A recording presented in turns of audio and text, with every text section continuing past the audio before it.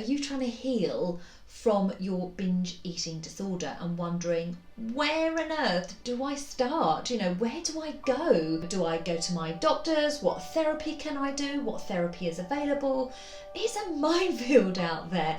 Well, that's what I was going to talk about in this video, is some of the different psychological therapies that you can use and in what way they may help you. So hi, I'm Vanessa McLennan and I help people get rid of their binge eating and their eating issues so that they can live a life free from food stress. So if you would like to see more of my videos, please click on the subscribe button and click on the bell. Now, binge eating disorder is a mental condition, and it's like anything. If you leave it, if you try to ignore it, try to suppress it, don't do anything about it, it can get really gradually worse over time, and then before you know it, you're in this situation where you're like, how did I get here? The binging's really bad. They're maybe flitting from binging to restricting, and that's really severe, and it's taking over your life, or your life is being ruled by what food, and of course that is really, really draining. You may well have tried many different things to help you get, a handle on it, to help it not be so severe, and perhaps turn to different food ideas, and may have found that they've helped a little bit but not helped totally. A really good therapist will be able to integrate and incorporate all of those therapies, and then also other techniques that they'll be able to do. It's called an integrative therapist or a blended approach. And then what the therapist will do is work out what is best for you as the individual, rather than this is the therapy and I'm sticking to it. And it's also where I think you are in your journey, and what you feel that you need is going to be the best approach for you. For somebody starting, afresh and starting thinking, where can I turn to?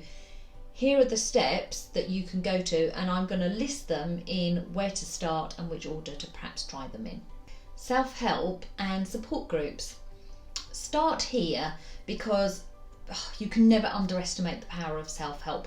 And in fact, even when you are reaching out to go to, medical doctors and, other psychological help, it's always going to be underpinned by the self-help that you do. So that's always going to help and progress you even further. So self-help might look like, reading books, doing short online courses, and doing like workshops. So taking yourself off to following places. You're going to start to develop a curiosity within yourself. You're going to develop, being introspective, and also perhaps start to develop some mindfulness. And this, I think, goes such a long way into starting off the journey of wondering, right, what are my behaviours? Why do I react in a certain way? What causes me to binge? You will start to understand yourself a bit better, which can then help you start to just become aware of what your triggers are to help you to manage those triggers. CBT, cognitive behavioural therapy.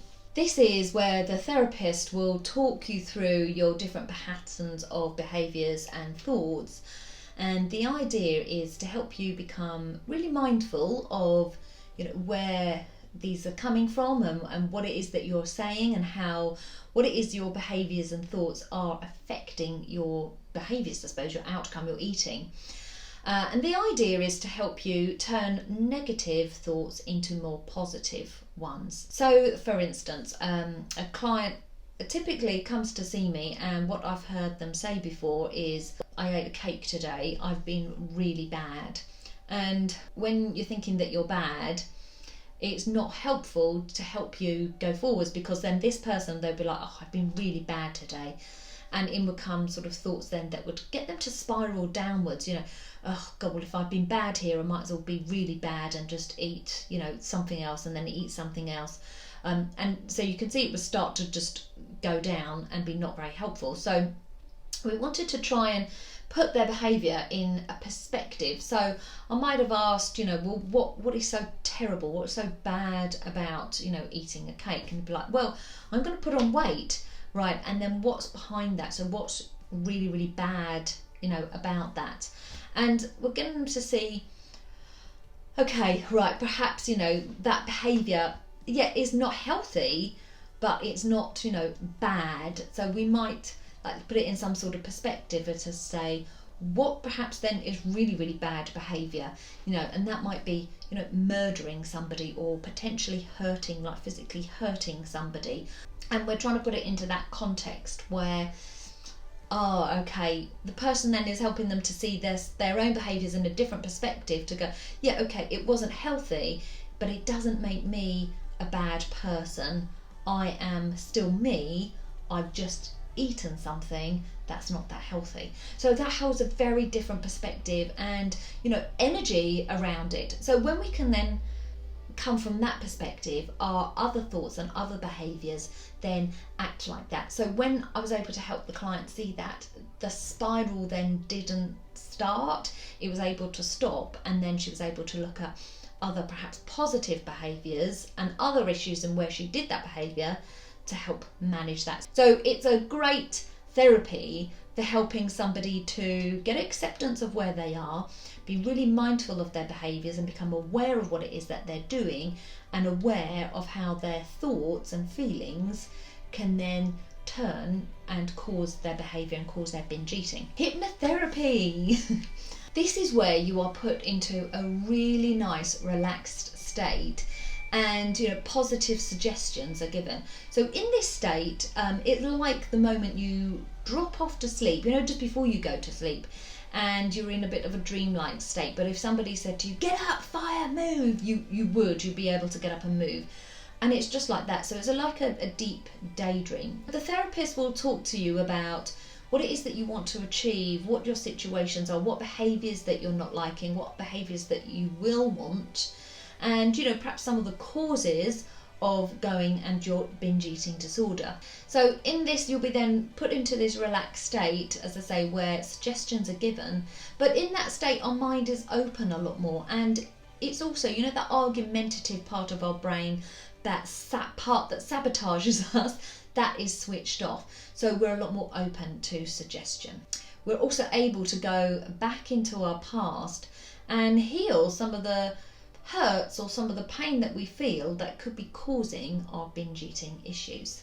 Some of the negatives are, some people I find are so stressed out and so anxious that they find it very difficult initially to relax. It's like anything, like a skill, you have to practice it many times. This is the same for hypnotherapy. Some people can do it easier and some people can't. But, there's no right or wrong.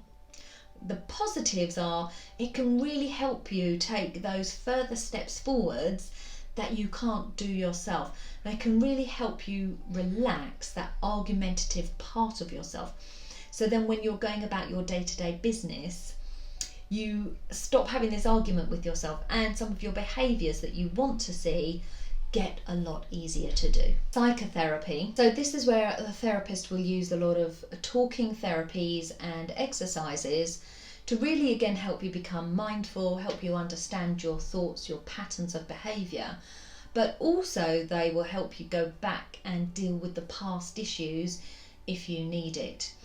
So, for instance, a client came to me because she was binge eating and couldn't stop.